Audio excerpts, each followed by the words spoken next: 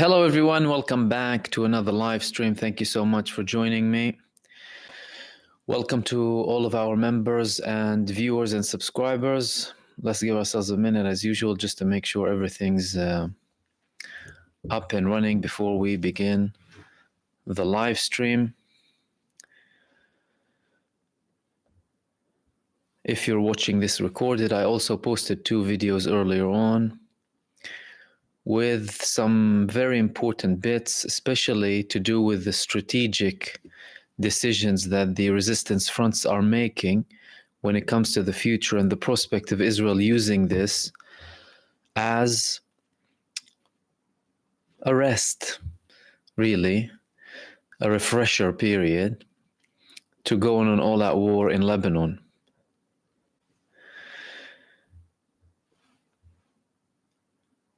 You can see we're still not live yet. Now we're live.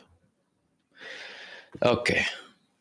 Again, welcome everyone. Thank you so much for joining me. Good evening, good morning, good afternoon, depending on where you are. Thank you so much for all of our members, our subscribers, our viewers, our new subscribers and members as well. Thank you so much for joining in. Like I said, for those who will see this recorded, I posted a couple of videos earlier on with some really important details, in particular with the resistance fronts and messages between them about the coordination for the coming period, especially seeing as Israel is looking to escalate, or at least has plans to escalate. We had previous statements from multiple Israeli officials that they are treating the Lebanese front as a separate front to Gaza. And I said previously, if Hezbollah did what they do now and have been doing for the past 8 months without Gaza, we would have seen the same destruction levels in Lebanon. However, Israel is incapable and they have been defeated in Gaza. And they know in their heart of hearts, even in anyone with an ounce of brain, what will happen to them if they go to Lebanon. You can go ahead and watch these videos after this live stream. Obviously, they're a little bit shorter. This live stream, in case you're joining us new, is obviously much more extended, in-depth, thorough, to open up the space for all of the community, all of my members, all of my subscribers, to let their voices be heard, the voices of reason, the voices of bravery and logic. Our topic for tonight, and I will have to be brief. I will try to be brief, basically, but with as much detail as possible, because no matter how much you talk, really, there's more to talk about. So I will be detailed and I will try and be brief at the same time. And obviously afterwards, I will open up the space for all of your comments and questions that you can leave them for later, by the way, because any messages that come now, they will be missed. So if you want something to be addressed for my attention, please leave it for later. The only thing I can see now is actually just the super thanks, and I can see Free Palestine. Thank you so much. السلام عليكم ورحمة الله وبركاته. جزاكم الله خيرا وأطال في أعماركم وأسكنكم فسيح جناته إن شاء الله آمين. And you as well, my brother, very kind and generous prayers, and I hope and pray for you and for all of you likewise to be blessed and rewarded as well for all of your actions. Thank you so much for that. I really, really appreciate it. And obviously, if you have any questions, obviously you can send super thanks. I can see them anyway. But YouTube does not show me the specific messages apart from super thanks unless I obviously scroll down. So that can be left for approximately 10-15 minutes from now. If I won't take obviously longer, because there's a lot to talk about, and I will again try and be brief, but I might not be successful. So apologies in advance. So, a couple of things to note here. The ceasefire hasn't started.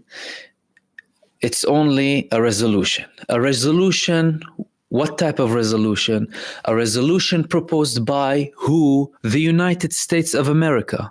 How comes? What happened, USA? You used to previously veto every ceasefire, right?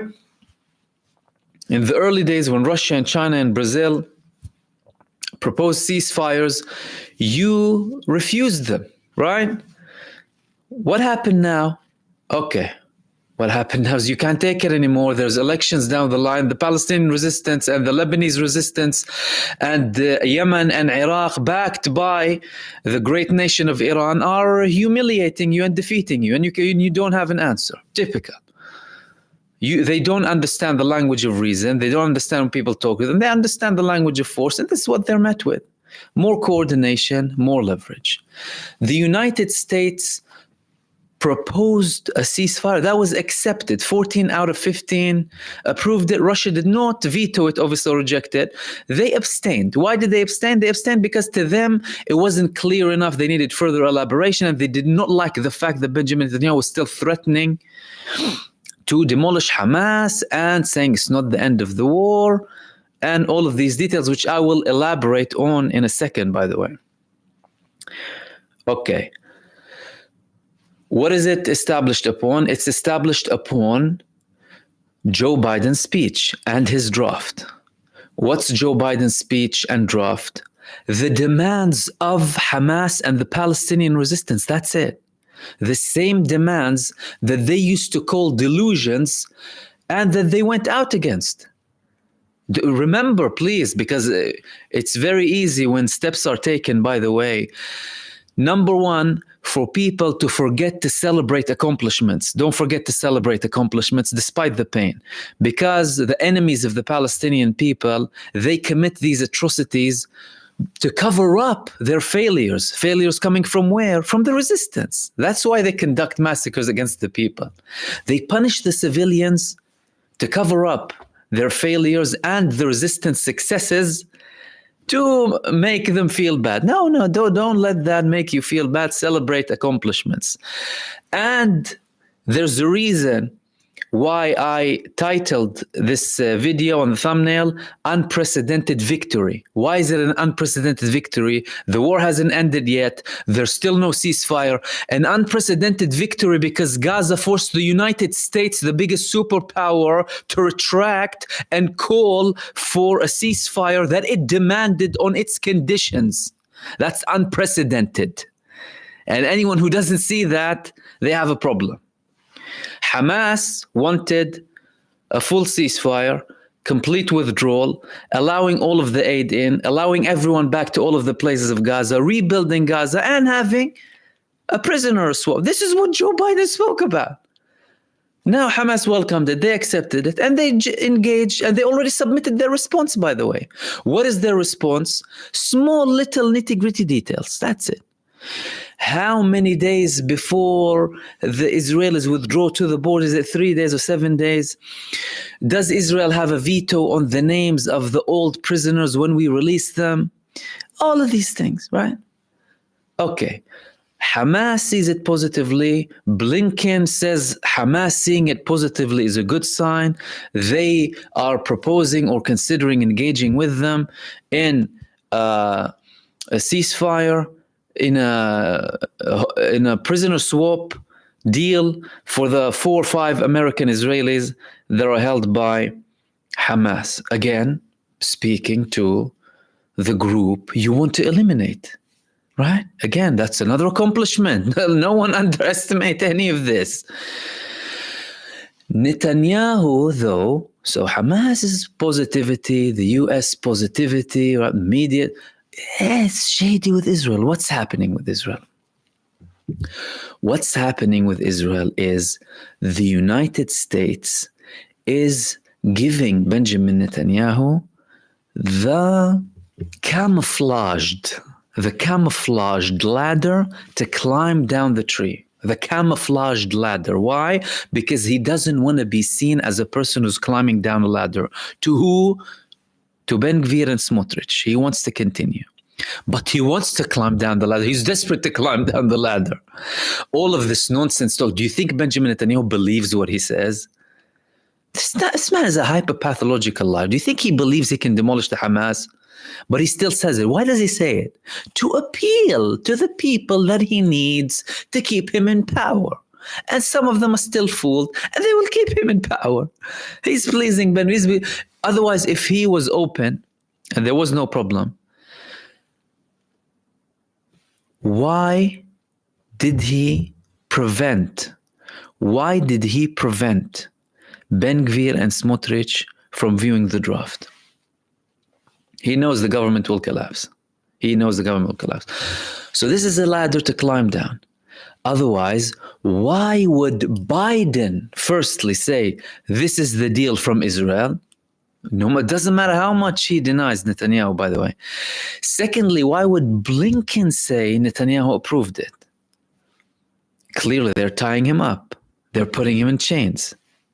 Will that be effective? Obviously, Netanyahu could still be arrogant and disregard all of this, but it's becoming less and less likely with the greater Israel, which is the United States of America, pushing for a motion, calling for a ceasefire. A ceasefire it used to always veto, abstain, veto, now calling for a ceasefire. And regardless of how much of a strategic relationship you have with Israel, there will be differences, there will be tensions. They won't see eye to eye with everything, and people need to remember that. Does that mean that all of a sudden the Biden administration is a trustworthy administration? Of course not. Does it mean they're not a criminal administration? Of course not. Does it mean they are still less evil than? No, they're worse than Israel. They're more evil than Israel. They're the enablers of Israel. They're the enablers of the genocide. And what they've done now just proves it. Why? Because they could have pushed for a ceasefire from day one to prevent what was about to happen, but they didn't. Why? Because they thought Israel could actually demolish Hamas, actually expel the Palestinian people. With demolishing Hamas, didn't work, not gonna work, not Hamas, nor the Palestinian resistance. With the Palestinian people, that ain't gonna work as well. Why? Because you have people who are descendants of the people who were expelled from their homes in 1948 and 1967, who faced the Nakba and the Naksa. And they know when Israel tells them get out or willful migration, they have an experience. They don't allow them back. Why? Because the populations of Ramle, Haifa, Be'er al-Saba, Asqalan, and Sdoud, who are in Gaza, they're not allowed to go back 2-3 miles back. They're not allowed to. So when Israel tells them go to Sinai or do you think they're going to bring them back after? Of course not. They're going to start building settlements over the corpses of dead children, slaughtered children, butchered children, and innocent people. And they'll be happy with it. This is the country that you're talking about. Okay. Netanyahu is trying to keep it at a minimum. But we're seeing certain developments. For example, they passed on a law to give an exemption to the Orthodox community from serving in the army. He just did that. There's all of this talk to force these people to serve in the army. Your army's failed. You desperately need people, right? Tens of thousands wounded, tens of thousands killed, hundreds of thousands PTSD, millions left the country. Many people don't want to go back to the army, and they commit suicide before they're redeployed. Why are you doing this now? Why are you giving them an exemption? Because he's cracking a deal. He's cracking a deal with the coalition. No problem. I'll give you an exemption. Just continue to support me, please, because I need you. I need you to stay with me. If you're not with me, and if Ben Gvir and Smotrich leave, for example, we might, we might not have a government. So please support me. Now, with regards to Ben Gvir and Smotrich. And in a couple of minutes, I'll open up the space for you for any of your questions. This could also be a ladder to them. The fact that Benjamin Netanyahu is not declaring, he's not saying it outright, and the US is doing it on his behalf. Why? So that Ben Gvir and Smotrich themselves can tell their crowds, no, the prime minister never said that. It's Biden who said that. And it's happening. And, fine, we can continue the war. Technically, okay, you can have a ceasefire, and then you can have another war. A ceasefire is a ceasefire. It's not a peace treaty, right? We've had ceasefires before, and hey, we're broken by Israel afterwards. Now you're calling to end the hostilities and the genocide that's happening, withdraw, rebuilding, all of that. Talking about a lot of damage in Gaza, lots of destruction. That could probably take 2 decades to rebuild now. The owner was saying the full rebuilding. Now, obviously, there's urgent measures that are going to be taken. And in the initial 6 months, to clear off the destruction, obviously, rebuild essential parts of Gaza, things to do with education, things to do with healthcare, the energy sector, electricity, obviously the temporary housing for people before the clearance of the destruction goes away, because that's a work on its own, and then the redevelopment, the rebuilding starts to happen. And again, the thick lines that Hamas was insisting on for the past 6 months have been met. This is what people need to understand. They have been met. They have been declared by Joe Biden. They have been declared by Joe Biden. What do we understand here? We understand that the Palestinian resistance, the Palestinian people in Gaza in particular, have proven to the whole world their level of heroism, faith, determination, perseverance, and unbelievable persistence. Why? Because their cause is so just. That's number one. Number two, all of the resistance fronts supporting the Palestinian resistance with Iran created a new equation on an international level, not on a regional level, on an international level. There's a new equation. You cannot think that you can get away with anything you like without repercussions and without a response. It's very important to note that the participation of these fronts was very, very important and very effective. And we wouldn't have seen the same results that we're seeing now if it wasn't for the Lebanese resistance, the Yemeni resistance, the Iraqi resistance, and Iran. We wouldn't have been here. We wouldn't have been here. Then the global mass awakening.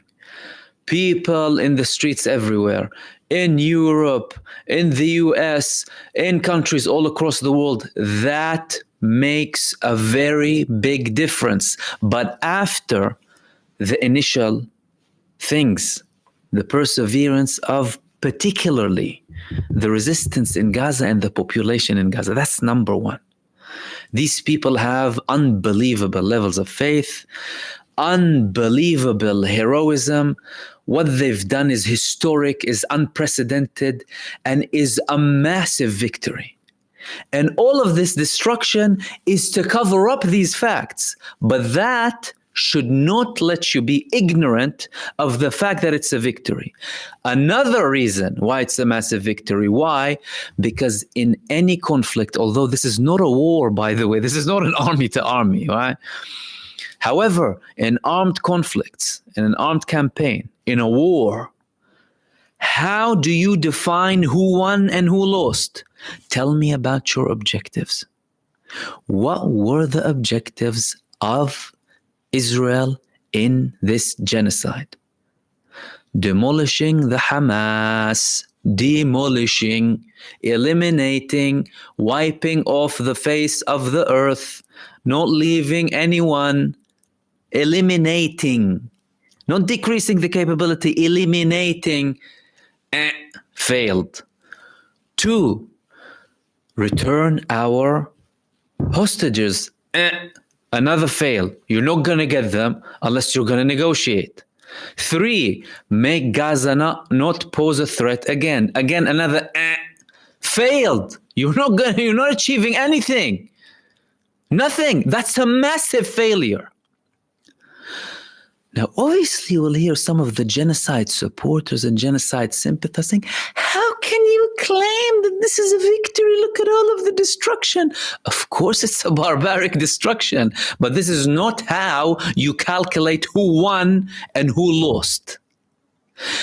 And the Palestinian resistance, only by the fact that the United States is calling for a ceasefire, by the way, calling for a ceasefire, moving it in the UN, doing a 180, is a massive, unprecedented victory for the Palestinian resistance.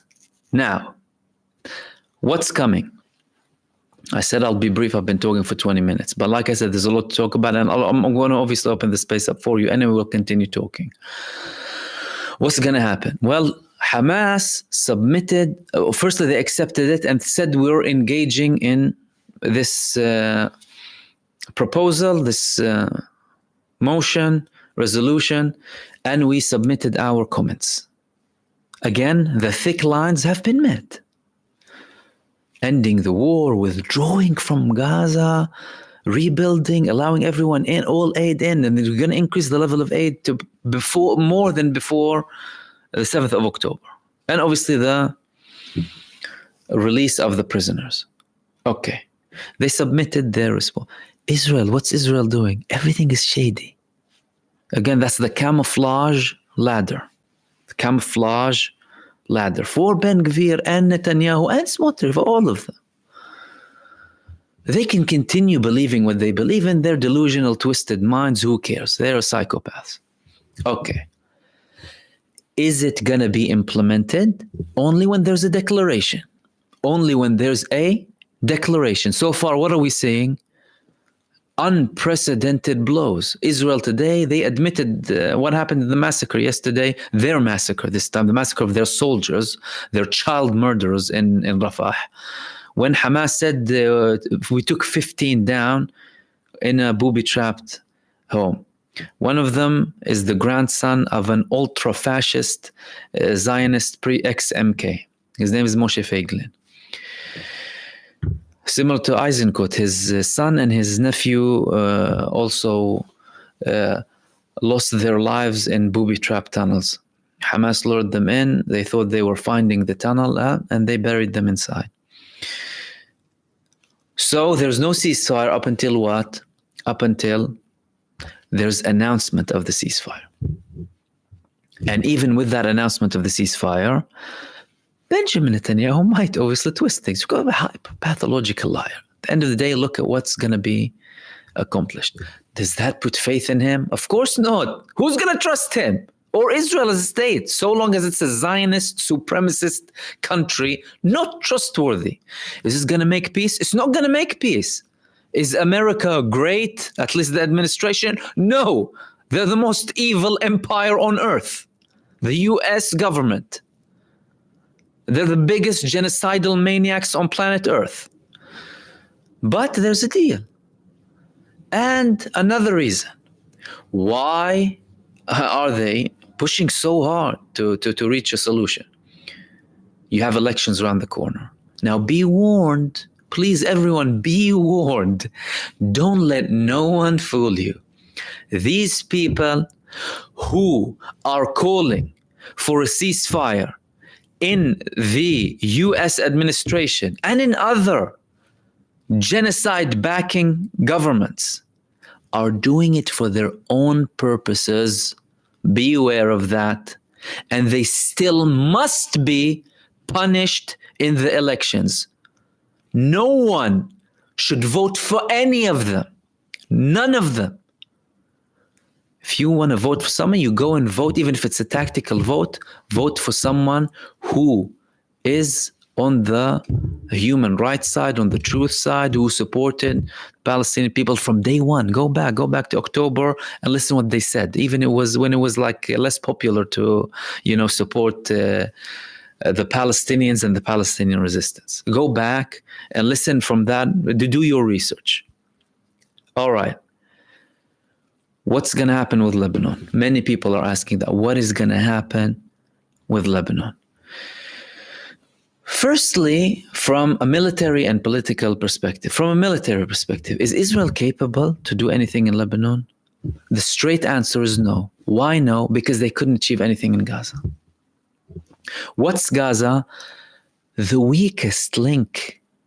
Gaza is the weakest link in the resistance front. Gaza.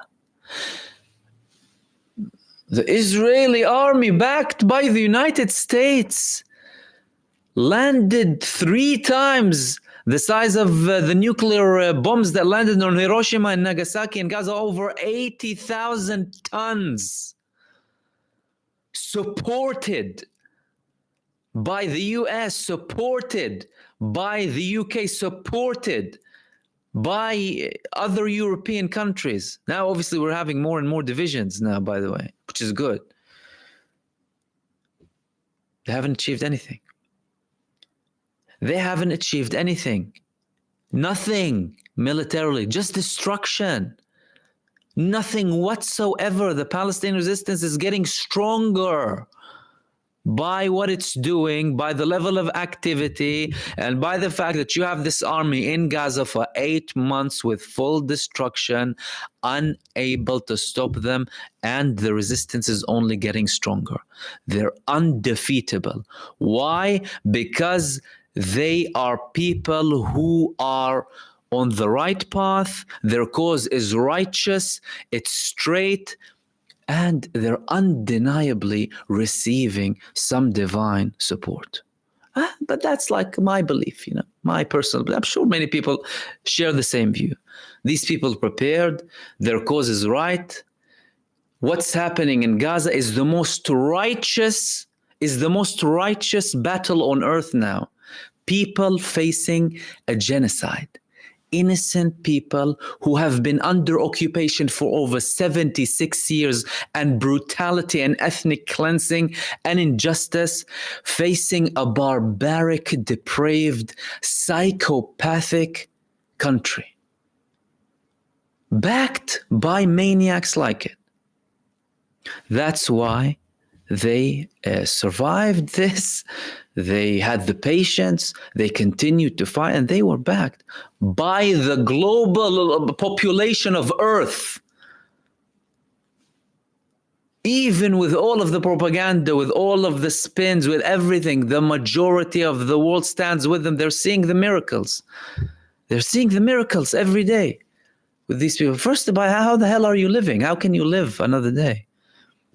By seeing these images, people having so many unbelievable losses, things that you haven't seen in any horror movie, with a death cult committing every crime under the sun against them for so long. Can they go against Lebanon? They can't, but they might do something just to save this humiliated, defeated face. What will they do? They'll probably commit a couple of massacres in Lebanon. That's what they'll do. What else? Nothing. Why? Because they are invaders, because they are squatters, and they are fighting the true owners of the land. People who were born in the land, who have their roots very deep in it. They're not like a foreign terrorist, depraved entity coming and acting like it's their land. No matter how much they change their names, no matter how much they change the signs, no matter how much they change the names of the cities, it's not going to happen. And with Hezbollah saying likewise, these are the sons and daughters of the mountains of Lebanon. What are you going to do with them? They're embedded, they're rooted in these mountains of Lebanon. What are you going to do with them? They're one with nature. Talk about a foreign, sick, twisted terrorist entity coming to It's not going to happen. And all of that with unprecedented levels of cover-up for the damage. Millions of Israelis are out and never coming back. Millions of Israelis have fled Israel for good.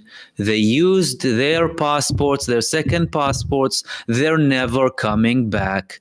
Those who are inside, who decided to remain in Israel, some of them, many of them, hell, not some of them, will leave because we have people leaving 24/7, right? Secondly, those in the areas close to Gaza and Lebanon, they already cleared it. They're already paving way for the resistance to liberate Palestine. They're already paving way. They're moving, and that's it. Why? Because they realized that their country is a massive lie. It's a big liar. It's a death machine that chews them in and spits them out. It's a death cult. Anyone they use them as cannon fodder, even the troops. That's why there's so much hostility between the population and not only the government, but the army itself. The army will refuse to give, for example, state funerals to people who served for all of this time and then committed suicide because it wasn't technically serving, like this guy I spoke to you about yesterday, right? No faith. That's it. All right. What will happen following that? Let's say they have an escalation with Lebanon, although, by the way, Lebanon said we will adhere to any ceasefire with Gaza, but it's Israel acting arrogant again with them. So how stupid they are. They might have a slight retaliation and then go back. If they do go on something all out in Lebanon, I am telling you that will only hasten their absolute and final demise. Totally. If Gaza did that, and what Hezbollah is doing is only 5%. 5%? All of that is 5%? Taking down all of the Iron Dome, all of the bases, exploding the whole of the northern parts of Israel, expelling over 100,000 settlers, and playing part in expelling the millions that left Israel, by the way, because not many people talk about that. They only talk about the 100,000 from the north and 150,000 from the... No. That's not the way it's calculated. The way it's calculated is all of them leaving in droves. You need to take that into consideration. Hezbollah played a massive role when it comes to this. And they even intimidated the US that supposedly brought its aircraft carrier to intimidate Hamas and Hezbollah. And then they withdrew. Obviously, there's a notion that they did that to apply pressure on Israel. But they clearly realized as well, Hezbollah revealed land to sea missiles and stuff. So they don't want to get in trouble for the sake of Netanyahu when his son is bathing in Miami. Knows that. They might have an escalation that will end. Then havoc will increase inside of Israel. By the way, havoc will reach heights unseen before, even higher than what they are today. You could have a maniac going on another war to end everything altogether, or have buy some time, because Israel's buying time, by the way. They're only buying time as a state. Remember that very well. Israel is a foreign, cancerous state. It's a virus planted by the British Empire, nurtured by the United States. It's a foreign entity. It's a foreign cancer that must be removed as a neo-colonialist, supremacist entity. After which, a full democratic state must be established between the Jordan River to the sea, and forget about this two-state nonsense. Not gonna happen. Ain't gonna happen. And everyone can live finally in peace. The Jewish people, the Christians, the Muslims, the believers, everyone, the non-believers, everyone, under a full democratic state with full equality, unlike this pseudo ideology they're trying to sell, and they legitimize it, this fascist ideology. they're trying to legitimize the existence of a fascist ideology in power, an ideology that believes in religious and racial supremacy, in occupation, in dehumanization, in ethnic cleansing, in genocide, and implements it and still gets supported. It's not a legit ideology. This ideology should be criminalized, like Nazism was criminalized, like fascism ended. Zionism must end once and for good. The sooner, the better. We'll have probably less bloodshed. The more it's there, the more we have a risk. The more we have a risk of not only the massacres that we've seen in Gaza, but even bigger genocides. And that was the brief. 35 minutes. Excuse me. I hope it was brief but thorough at the same time. And now I'll open up the space for all of you, and a special thanks before we go to Free Palestine, Stephen Burrows and Terry Lynn Nelson for your super thanks. Thank you so much. I really appreciate that. Stephen Burrows said, as with Algeria and Vietnam, there is a terrible cost, but the liberation will be complete. Palestine has won 100%, Stephen. 1,000,000%. And Terry Lynn Nelson saying, thank you, Mahmoud, for all you do. My pleasure, dear. Have you ever considered a career as a politician? I mean, I participated slightly in politics, local politics, when I was back in Haifa, but after that, no. I'm not sure what the future holds, really. I haven't, it's not something that like imminent, or I'm thinking about in the very short term. The longer term, maybe, who knows? Then have you thought about moving back to Haifa or anywhere when Palestine is free and the squatters are gone?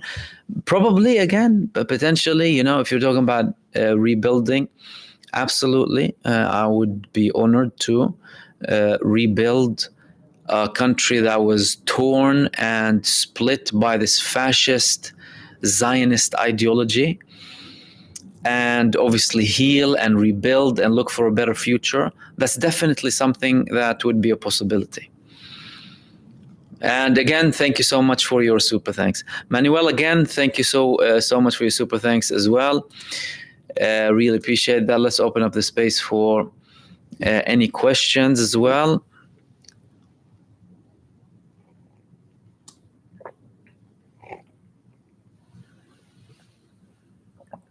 Let's see how far we can go up. I asked you to delay it a bit. Let's see how far we can go. Samah saying Zionism is a threat to all of mankind. None of us are free until Palestine is free. Absolutely. That's from Vanessa Redgrave in 1978. Totally. It's an ideology that eats its own consumers and believers, people. Like any cult. Any cult, a bubble, we're the right people, everyone hates us, we're only right, anything else said to us is criticism because they're jealous of us because we're the enlightened ones. They look at the whole world through a tiny hole and they can't see anything. And they end up consuming themselves, like the cults that ordered their followers to commit suicides, right? What's his name, this guy... forgot the name of this cult, but you have examples in history. People committed ordered their followers to commit massacres against themselves. Jonestown massacre. The temple members. This is what Israel's doing. Ziotown massacre. He had the Jonestown massacre. These people are doing the Ziotown massacre.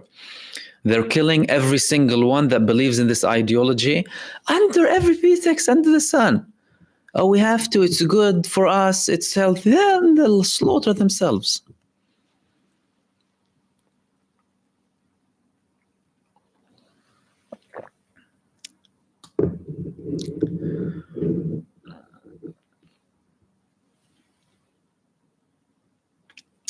Kate's saying Gazan children are confirming USA soldiers were involved in the rescuing massacre, as IC issued arrest warrants for Milikovsky, or IC reviewing, or paper stuck in printer. Yeah, well, he obviously pushed this to ask for an arrest warrant. It hasn't been issued yet. Obviously, it takes some time. With regards to the USA soldiers who were involved in rescuing massacre, there were reports that the PR was used, that they were hiding and pretending to be, aid workers in an aid truck. The helicopter was seen traveling from the pier to Al-Nusayrat during the operation. It's very fishy. And obviously the UK provided them with intelligence. The genocide cartel, these are.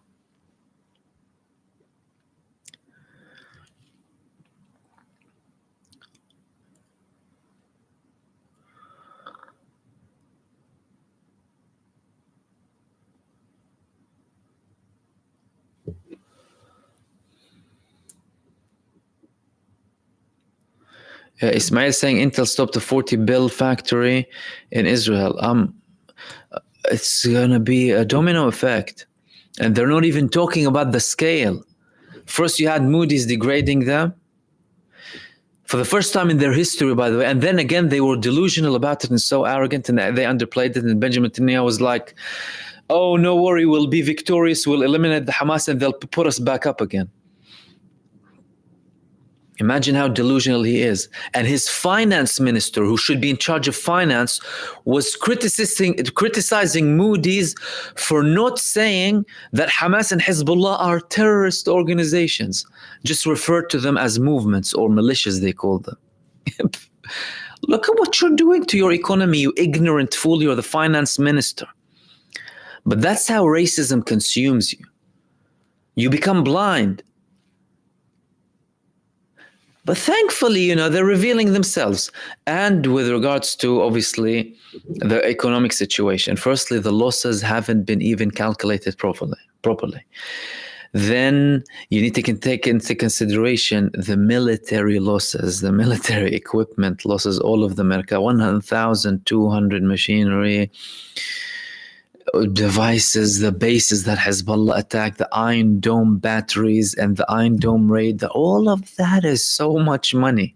It's not just how much the economy is losing without productivity, for example. And for the first time in history, they had to dig in the Bank of Israel reserves, by the way, for the first time in history. Because the situation is awful. And then again, with the economics as well, it's not just the downgrading from Moody's, it's the negative projection that was even worse. Because when they degraded them for the first time in history, they said degrading with a negative projection. That's worse. Why? Because it says to all investors, not only has this country been degraded now, and they're committing a genocide and convicted by the ICJ and ICC, there's also insufficient evidence to support the notion that they might improve. They're going to get worse. That's what Moody's said. And that's what economists in Israel were worried about. Economists wrote to Netanyahu and the government many letters warning from a catastrophe, billionaires in Israel, by the way. So now Intel, any international headquarters, that's it, it's done. It's done. Israel's done.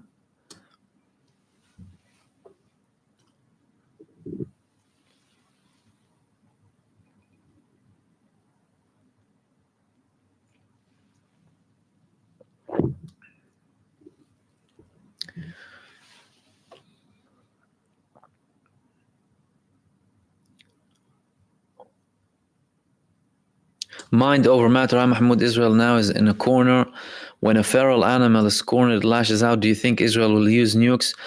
Well, that description of lashing out is what they did after the 7th of October. Apart from the fact that they probably had prior knowledge, maybe not the full extent, because there was definitely a plan from Hamas and the Palestinian resistance, but they allowed it to happen to implement an idea and a plan that they had from over 5 decades ago to ethnically cleanse Gaza, primarily to have Jewish supremacy between the Jordan River to the sea. You see, they want a one state, by the way, the government. They want a one-state solution, but a one Jewish supremacist state. This is what they're striving for. right? Judea and Samaria and Gaza, and they're planning to rebuild. So they wanted ethnic cleansing. It didn't work. They were beaten so hard by the Palestinian resistance that they just started going in a massacre against their own civilians. Firstly, on the 7th of October, they started to kill everyone, to also raise the numbers of the Israeli casualties so they can further justify the coming genocide. You understand the thought process? Everything was already in the shelf. They pulled it out to justify the coming genocide. 40 beheaded babies, raped women, they killed that. Then they inflated the numbers of Israeli casualties, and they killed them in the Nova, in Ra'im, Nir Oz, Be'eri, to increase the numbers. And obviously I told you, how many times did I tell you, but I'll repeat it again, many Israelis' statements that it was the IDF shooting at us, the helicopter footage of them shooting in the Nova Festival, the pilots that were ordered and confirmed to Nir Oz residents that we were ordered to shoot at every vehicle going back from Israel to Gaza. Yocheved Lifshitz and everyone who left Gaza was released, confirming we were targeted so many times. This recent lady who was released, Argaman, Noa Argaman, confirming that the IDF carried out a strike and killed 2 Israelis. Why? They wanted to get rid of all of them. They're a death cult. If they cared about the Israeli people like they claimed to, they would have carpet bombed Gaza knowing that there are Israelis there. Which lunatic, which twisted individual thinks that way? What a twisted logic. Yet they're trying to sell you that notion, oh, they protect the hostages. Free hostages from Israel. They're the ones following them and killing them. The resistance protecting them. And now they risk them even further, by the way, with what they're doing. Clearly, harsher measures will be taken. And the Palestinian resistance will think, oh no, it's not going to happen. I'm not going to risk a massacre for the sake of a couple of Israelis being released. No, and they're going to take harsher measures. But Netanyahu obviously had to have this campaign before a potential ceasefire to say, oh, we did release some of them, but now we're going to go through and negotiate.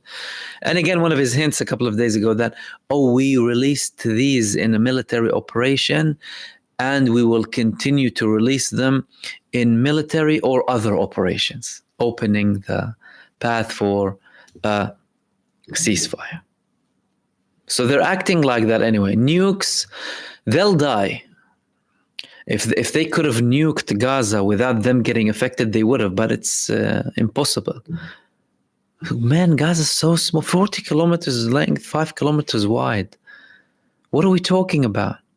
Such a tiny area, one of the most densely populated areas, and they're bombing them like barbaric animals, bombing women and children, innocent people, supported by this Western global power cartel that calls itself the enlightened one and always preaches its values. We saw your values collapsing, ya Habibi. We saw all of your values collapsing in Gaza and in other parts of the world. And again, they could have prevented everything from the beginning. You could have avoided the 7th of October. You could have avoided everything else. By what? By implementing equality. But they never wanted equality because they believe in supremacy. Nukes, I don't really think so. But again, bigger massacres, yes, that's definitely possible.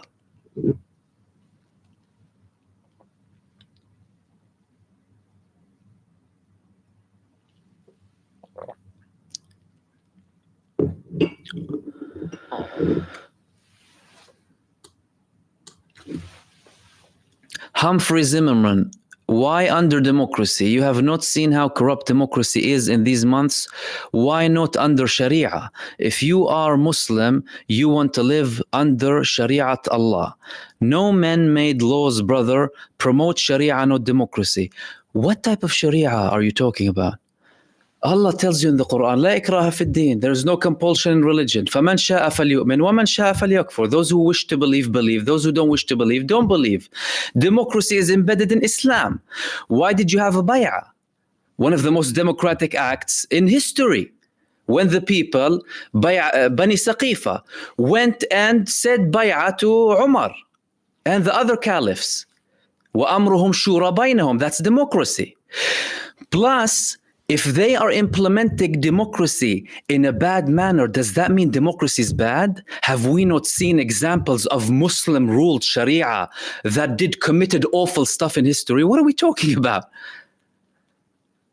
And does that say if some people implemented this Sharia in a wrong manner that Islam as a whole is wrong? Do you realize that? Democracy is a concept embedded and protected in Islam. وَأَمْرُهُمْ شُورَى بَيْنَهُم. Their matters are in consultation between them. That's democracy for you. Democracy was there with the rightly guided caliphs. The Muslim world started having terrible problems when they started to become authoritarian.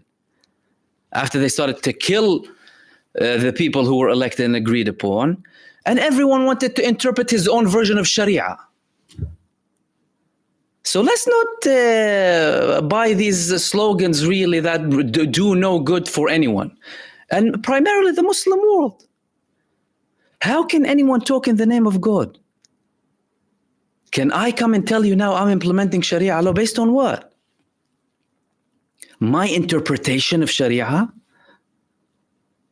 If I come and tell you I'm implementing Sharia law, me, on everyone, I'd be twisting things. Why? Because I'm limited. I'm limited in my capability. And then blaming it on what? On God and the religion? Don't you see how much damage it does? And again, look at all of the examples in history where people were ruling in the name of Islam and did committed atrocities against their own people in the name of Allah and Sharia. So the worst thing you can do for Islam and the image of Islam is say, I want to implement Sharia. And call democracy as if it's, why? Well, because we have a bad example of democracy. What's democracy? Power to the people. What do you want? We don't want dictatorship under any circumstance. Under a facade democracy, under someone claiming to be Sharia, under someone calling me a Jewish state now, a Zionist, a depraved ideological, and under someone who calls in the name of Christians and Christendom. And we're going through a crusade. No, thank you very much. I would rather my faith, to me, I'll implement the cores of the religion, justice. You can't compulse people to religion, right? Justice, وَإِذَا حَكَمْتُمْ بَيْنَ النَّاسِ أَن تَحْكُمُوا بِالْعَدْلِ, another Quranic verse. And if you ruled between people, rule with justice. That's the concept of ruling in Islam. And again, democracy. I gave you another example from the Quran. وَأَمْرُهُمْ شُورَى بَيْنَهُمْ. And in Islamic history, democracy is embedded. And all of these calls to practice something and call yourself the representative of God, I'm sorry, I'm against that. I will oppose it. I oppose any state, whether a Muslim state, a Christian state, a secular state, imposing their ideological or beliefs against the population. And again, that doesn't mean you have to take an anti-religious stance, not at all. Take the core principles of religion and implement them. But don't tell me, please, that you are talking in the name of Islam. And I hope that elaborates. And again, thank you so much for the question, because many people also asked me that question previously.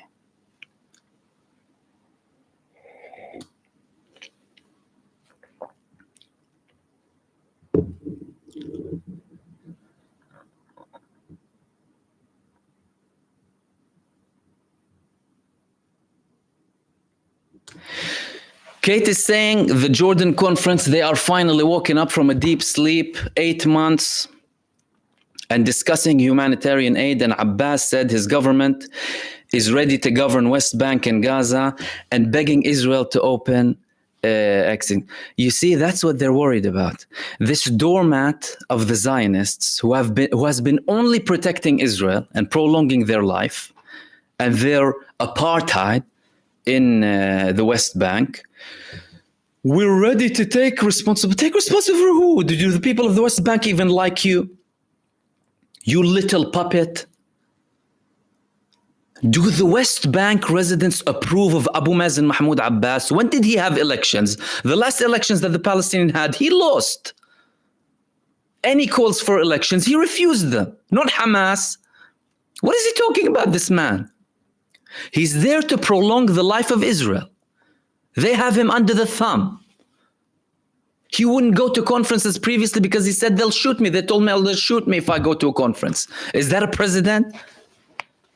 The man doesn't represent himself. Even himself he doesn't represent, Abu Mazen.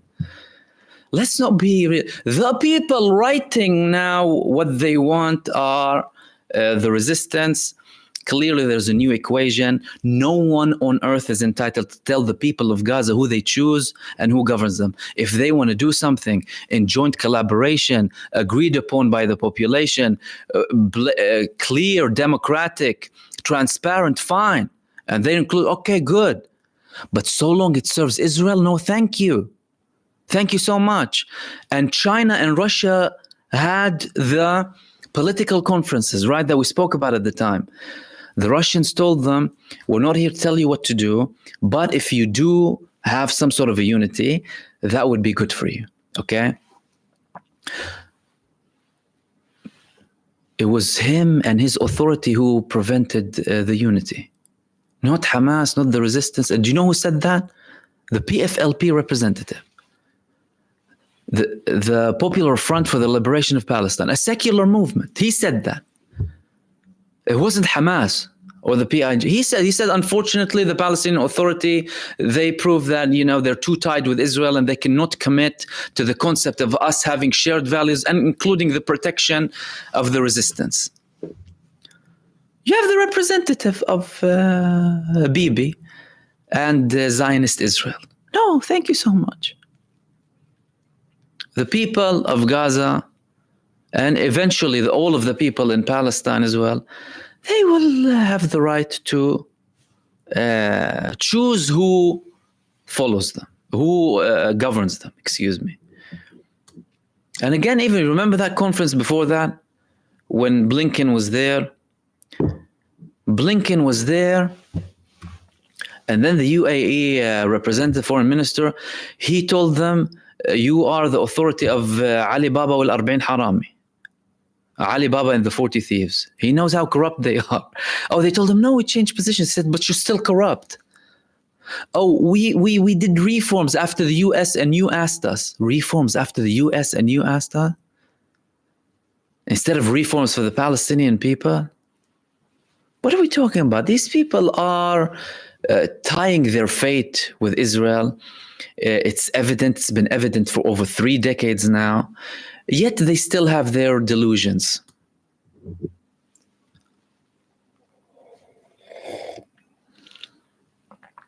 Irene Z, did you hear about aspiring in Yemen? Yes, I did.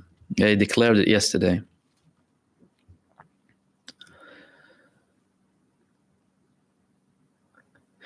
Chris is saying, Mahmoud, I thought the PR broke up before that attack, but I've heard that the PR was to facilitate the attack. Can you clarify, please? It was temporarily broken, but clearly it was used for something hostile. It was ambiguous from the beginning. Who on earth can give an excuse? Oh, the US, the country that's arming Israel with 0.5 ton and 1 ton bombs, slaughtering and maiming infants and babies and children, killing newborns and women and kids. Infanticide, I'm telling you, what Israel is doing now is an infanticide. Learn that word. Let this genocide teach you. The massacre, the genocide of infants. Over 16,000 now, 15, 16,000 children. What is that? More than the global conflicts combined in the past 4 years. Approved by, confirmed by the World Health Organization. Because these people here, they'll tell you in England and in the US and some other countries, oh, the Hamas-led ministry. The Hamas-led ministry claims 270 dead. Oh, really? Oh, the Hamas-led ministry. Now the WHO came and shut their mouths up, zipped them up, told them what the government is saying in Gaza, the official health authorities in Gaza is 100% true.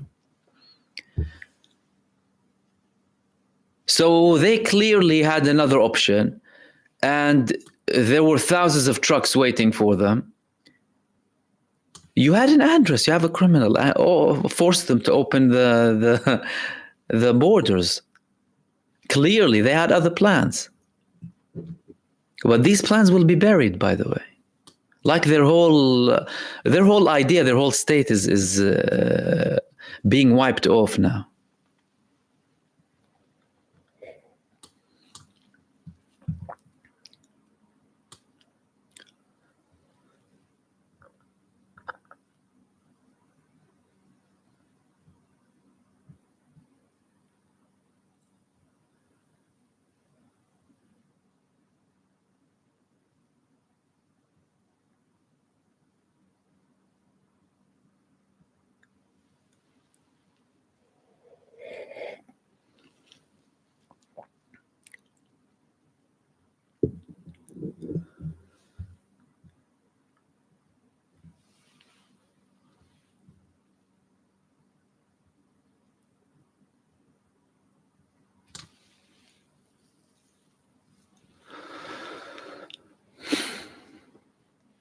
Jack Ayub, I hope you're well, brother.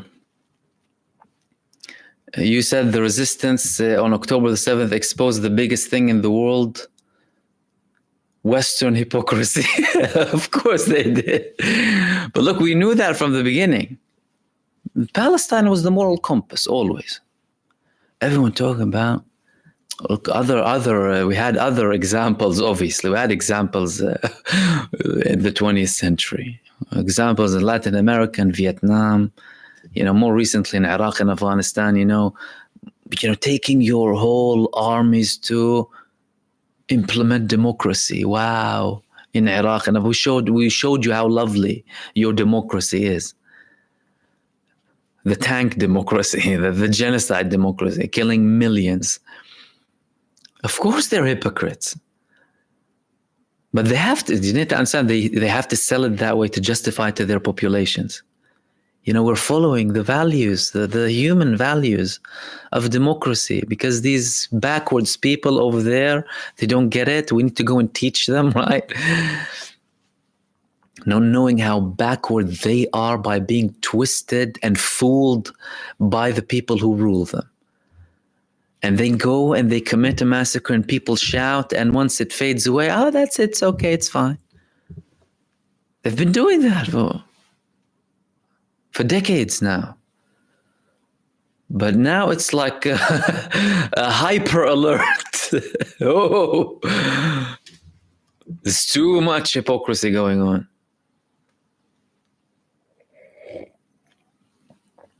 Samantha's telling me, Mahmoud, did you see Smotrich stole 26 million pounds? It was a $120 million of PA funds and gave it to Israel families affected by terrorism. And are he and Ben Gvir trying to provoke an intifada?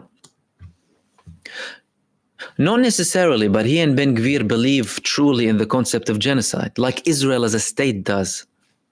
Now, let no one be delusional. What happened now in the past 8 months isn't just Benjamin Netanyahu and this radical group. That's Israel for you. That is Israel as a neo-colonialist, apartheid, Zionist, terrorist state. That's it. They established themselves like that. Read the history books. They established themselves like that. And they constantly do at a lower heat, like America likes it to be, and lower heat, no problem, Apartheid, no worries. We supported South African apartheid and white supremacy for so long. We'll support you. So long as you can cover it up, we'll support you. Just don't let it get out of hand. And now they got it out of hand. They don't like it. They want to tame it down in hope that they will continue to prolong the life of this twisted, depraved ideology, this violent, supremacist, racist, abhorrent ideology. But it doesn't matter what they do, they will fail. I'm telling you from now, they will fail. Because it's incompatible with humanity. What does humanity want? Humanity wants very simple and basic stuff, by the way. Justice, equality, freedom, access to healthcare, access to food, access to clean water, traveling from one place to another freely, getting a job. That's what humanity wants on this earth. dude, in terms of like policies and what governments provide them. And that's what the Palestinian people have been prevented from. Self-determination, liberty, freedom of thought, choosing who governs, having the right to go back to your home that you were expelled from. So even if they try and provoke it, they could, by the way. It's not that like they can't. They can. Smotrich the other day said we will turn Tul Karam into Gaza. What is he hinting? Massacres. And they're massacring, but it's not like they're not, yeah. You know, over 500 people were killed in the West Bank. And you saw how many of them are killed. Sniping people who are walking just for fun. So he has the capacity to do that. And I bet to a certain extent that they would love to see that in Lebanon. I mean, Yoav Gallant himself said, you know, we can do, he sent a warning in November to the Lebanese population. And please, if there's anyone in Lebanon, some people in Lebanon, right, they don't like the resistance. If there's anyone in Lebanon listening, listen to what Yoav Gallant tells you. He sent you a message in November. He told you, we warned the citizens of Beirut, we can do to you, to your citizens what we did to the citizens in Gaza. Threatening the citizens. He wasn't even threatening Hezbollah, because that's who they target, because they know they cannot defeat the resistance. Because some voices in Lebanon are the same case with Palestine, like the Abu Mazen type in Lebanon, right? Some people who claim, oh no, what are you doing? We have nothing to do with it. What do you have nothing to do with it? If no one had nothing to do with it, then you're next then. Opening up the space for them to come and slaughter you. Anyone sitting there thinking they're exempt or, you know, they're protected. No, you're not protected, ya habibi, you're not protected. Wake up. Your governments use you, they chew you, they spit you. Under 1,000 pretexts and 1 million beautiful slogans.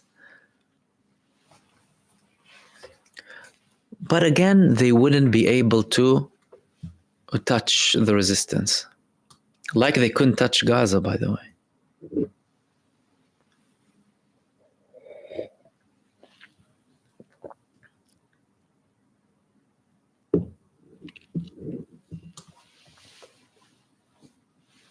My ultimate mixtape, thank you so much for your feedback, and everyone else. I'm sorry if I'm unable to read all of them, because some of them do go up very quickly, but I do appreciate all of them.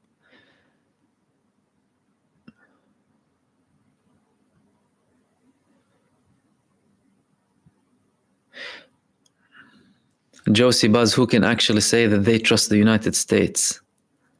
It's my country and I don't trust them.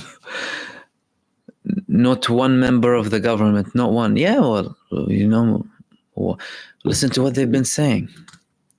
And again, you know, when you talk about the representation of your people, Yemen is more democratic than the US and the UK. Yemen. Why? Because they have millions in the streets calling their government to take action and support and show solidarity with people going through genocide, and their governments listen. That's democracy. Not democracy that terrorizes its own population through its tools, through mainstream media and barking little dogs, politicians and heads of state to scare them off. No, that's not democracy for you. You listen to the people. You listen to the people. Yemen, that's more democracy. Learn from Yemen, learn democracy. But instead of learning Yemeni democracy, what do? Yemen al-Hikmah, the Yemen of wisdom. They go and they commit a genocide coalition against Yemen. Shows you where they stand. Shows you their morals and their values and what they believe in. And it's good to see it in action, you know, so we can know who's who.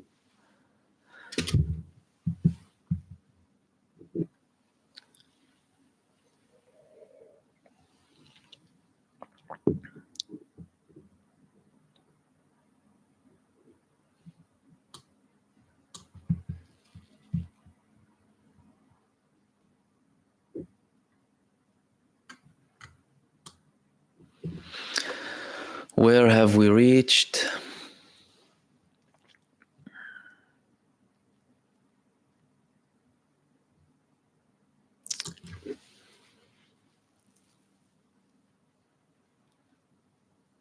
Jack Ayub saying the hypocrisy, they don't want Hamas after the war, but they want to negotiate with them. Interesting.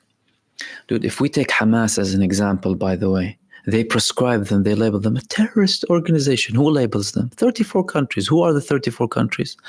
The US, the UK, Australia, Israel, the EU, Japan, and Paraguay or something. 34 states. Most of them a proven track record of genocide and enslavement and colonialism. Far bigger than Israel. What Israel's doing in Gaza is peanuts to them. To what? To the US government? To the British Empire? To what? To France? Peanuts. They killed millions across the world. And in the grand scheme of things, how much are they across the world? 34, 195 countries, 161 are against you. They don't view Hamas the way you view them with your twisted views and your malicious views. Why? Because they view them as they should be viewed. People who are exercising their international right to self-determination against an illegal, abhorrent, racist occupier. Very simple. But they bark a lot to try and convince you and scare you, obviously. And the core of it, I mean, you can see how evident it is, how twisted it is, this whole notion, by the way. And they used to claim that Mandela was a terrorist, wasn't he?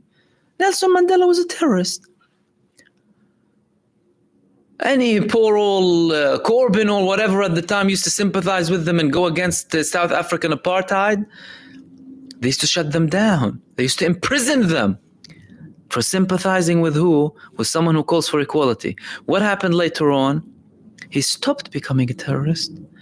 He was awarded a Nobel Peace Prize.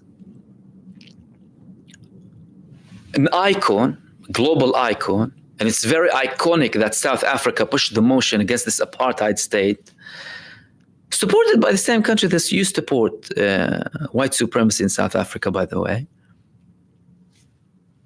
But they're still trying to prolong it as much as possible. They're not going to give up that quickly, you know what I mean? They're not going to give up that quickly. But they will be forced to give up at some point. Why? Because the people don't give up. Does that remind you of something, by the way?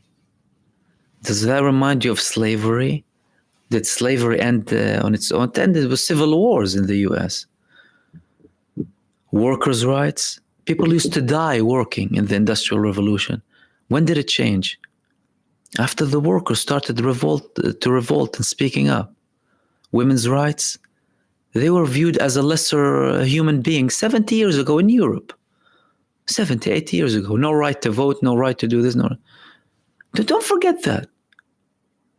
And then you had the women's rights advocates, and all of that changes, and then it becomes the norm.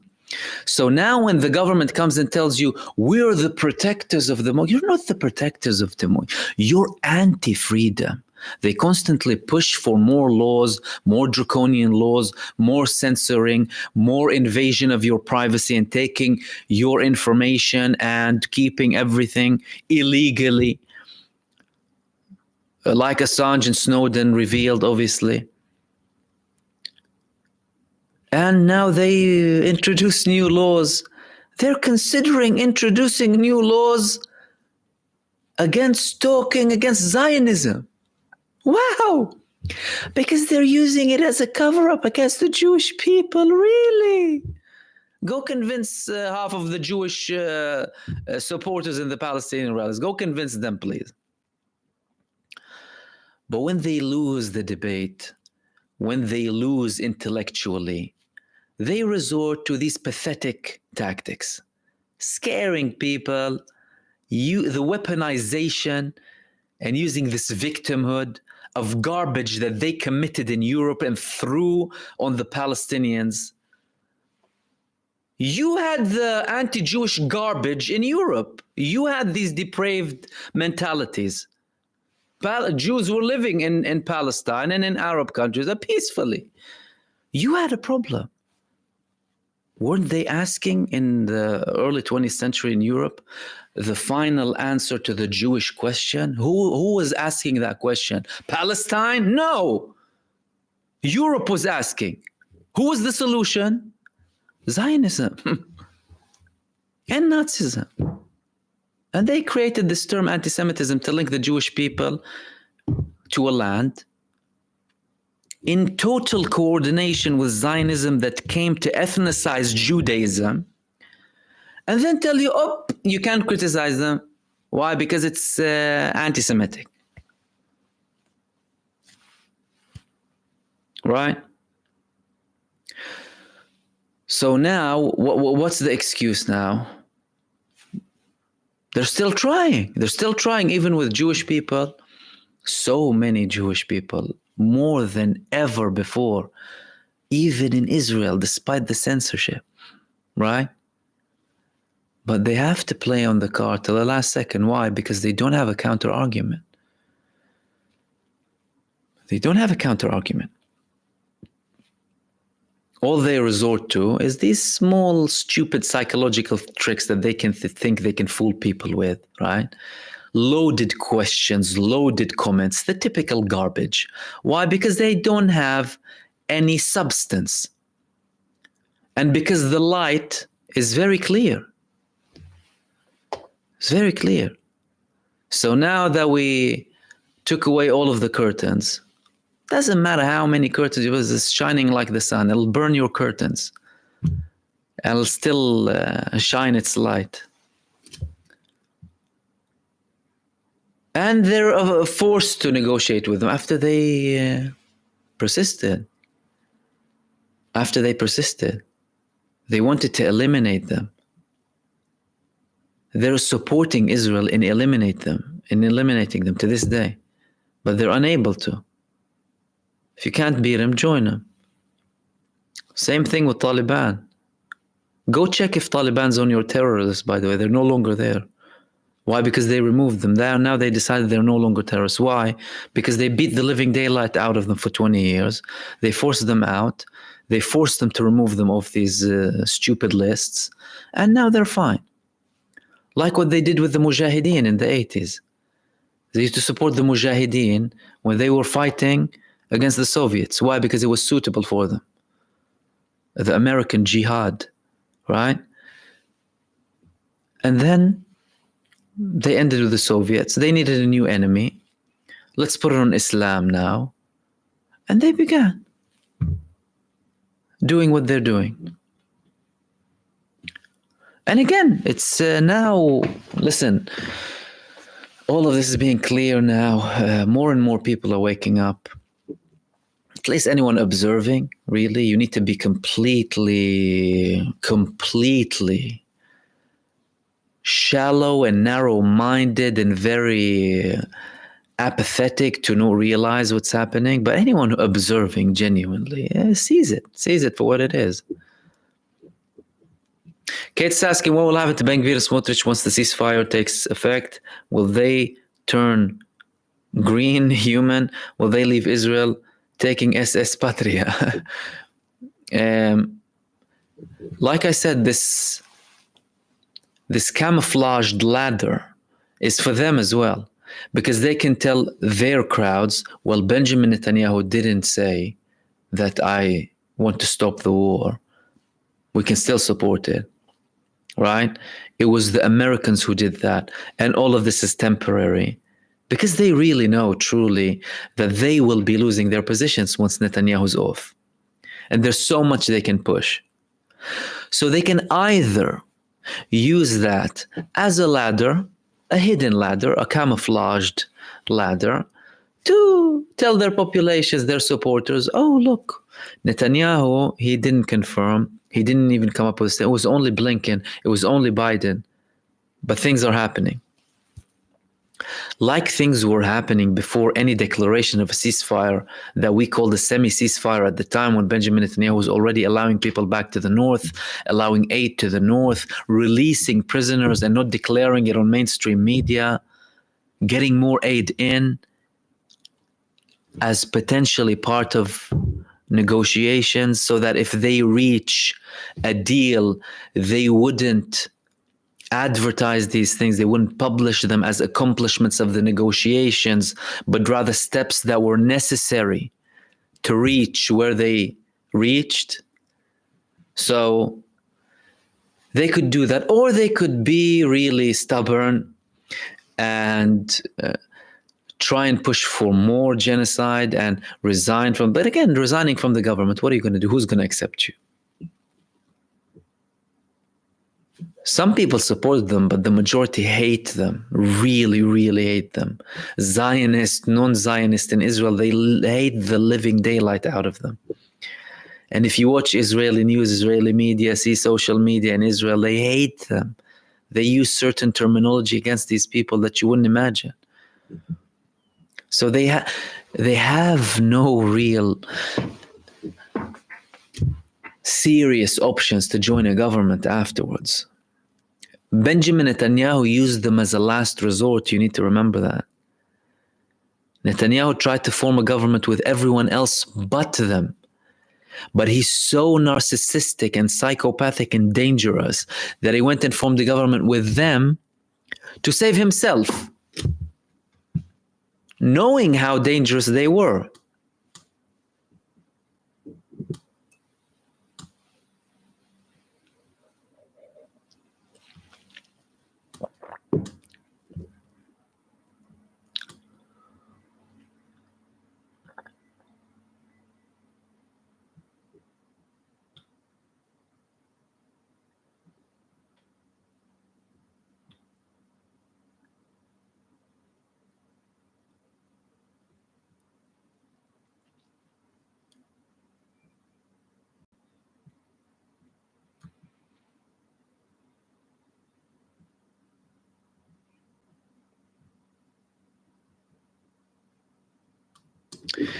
Kate, a third of northern farms have been destroyed by Hezbollah. Are Israelis still operating 2/3 of the farm, or they have 2 left the north? Most of them left the north.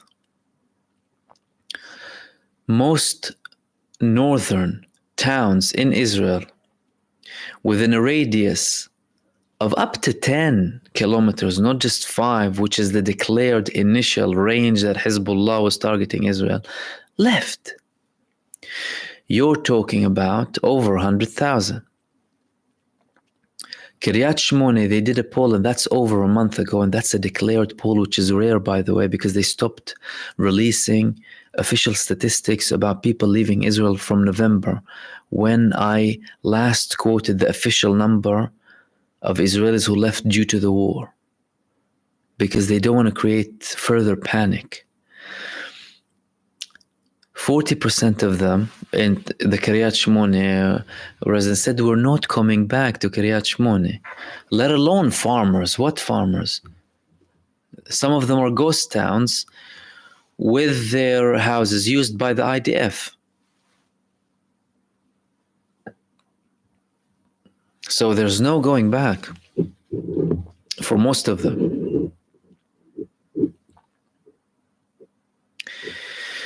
Teshikoma, will US try and force a deal on the psychos now? This is what they're doing. And let's not underestimate the level of pressure the United States administration is putting on Israel. And the fact that they're taking all of these steps despite refusal from Benjamin Netanyahu for so long. The fact that the US president himself had to go out and declare the ceasefire draft, that Blinken says Netanyahu agreed to it, to handcuff him, essentially.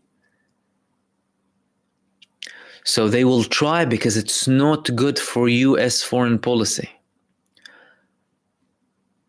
The Pentagon has an idea, the US foreign policy official one has an idea of low heat conflicts. Keep them divided, but under control. Don't get it out of control. Netanyahu took it out of control. He went far beyond the limits set by the US administration. But he was careless. He was disrespectful. He pushed it so much with Biden to a level that led Biden and his administration start taking unilateral measures, including using weapons as leverage against Israel. That's something very, very serious. The level of tension between the US administration and Israel is almost unprecedented. The disregard, the disrespect that Benjamin Netanyahu showed to Biden, again, unprecedented.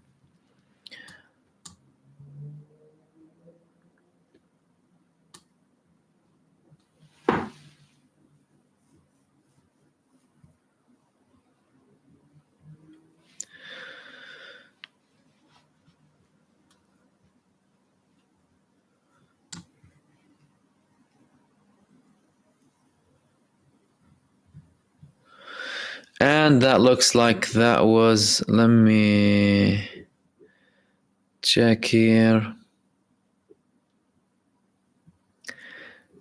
Okay, we'll take one last one from Teshikoma too, and then we'll wrap it up with that. Again, if the US will try and change a regime within the psycho squatters, they already attempted to do that. Blinken attempted to do that. They tried to have more legitimacy with Benny Gantz. When Blinken visited Israel a couple of months ago, he tried to meet with Herzi Halevi himself, and then the Netanyahu government prevented him. They even prevented him from going to visit Karm Abu Salim crossing, under the excuse that they cannot protect him because people will be protesting against him. The official state visit for Benny Gantz as well, that the Israeli embassy in the US did not entertain. There were attempts, and there are attempts, but again, they are considering many things when they do that, and they don't want to take down Zionism in Israel. The United States and the countries that support Israel, they want Zionism to continue in Israel, and they don't want to risk completely taking it down, and they want to ensure that if anyone else comes to power, they will keep this ideology, because they're not interested in equality, they're not interested in democracy, they're not interested in any of that, in human rights, and that's been evident. And we'll wrap it up there. Thank you so much, everyone, for joining me. Really enjoyed talking to you tonight. I obviously published 2 other videos. You can go ahead and watch them after this video. They're quite short. One of them is probably 2 minutes. The other one is about 5 minutes with a bit more details. Apart from that, thank you so much for joining me. Again, apologies if I missed some of your comments. They keep going up and down, but we obviously try and address as much as possible. A special thanks to Free Palestine, Stephen, Terry, Manuel, Wookie, Goldberg, nice name, Buffon, and Alan, Marwin, for all of your super thanks. I really, really appreciate them. And I will hopefully be with you tomorrow. Again, apologies if I missed some of the comments just because of the live chat. They keep going back up. But I'll hopefully be with you tomorrow as well. And take care. Enjoy the rest of your day or night or evening, depending on where you are. Stay blessed, and I will see you soon in the next video. Peace be on all of you, and good night, at least from my end. Take care.